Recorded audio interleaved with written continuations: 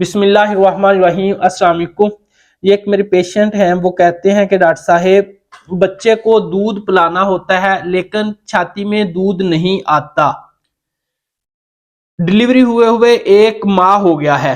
तो अगर किसी भी पेशेंट को ऐसा मसला हो, डिलीवरी के बाद दूध बिल्कुल छाती के अंदर ना आ रहा हो, तो इसके लिए आपको परेशान होने की जरूरत नहीं। आप अपने होम्योपैथिक डॉक्टर से मशवरा करें।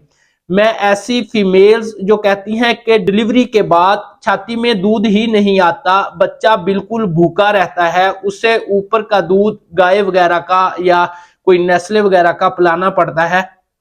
तो बहुत सारी ऐसी पेशेंट्स हैं जिनको मैंने ये 2 अद्वियात का इस्तेमाल करवाया और उनकी छाती के अंदर दूध की प्रोडक्शन होना शुरू हो गई और बच्चा पेट भर के दूध पीना शुरू हो गया।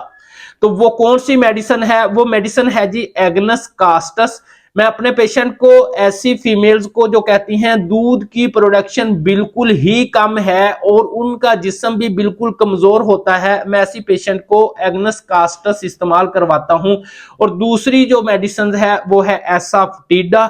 वो भी उसको ऐसे पेशेंट जो कहते हैं कि मेरे पेट के अंदर गैस बहुत ज्यादा बनती है और बच्चे को दूध पिलाने के लिए छाती में बिल्कुल दूध आ ही नहीं रहा, तो उनको एसाफटीडा का इस्तेमाल करवाता हूं, जिससे छाती के अंदर दूध की प्रोडक्शन होना शुरू हो जाती है। अगर आप कम दूध या दूध की प्रोडक्शन बिल्कुल ना होने की वजह से परेशान हैं, तो आप अपने होम्योपैथिक डॉक्टर से मशवरा करें। अस्सलाम वालेकुम।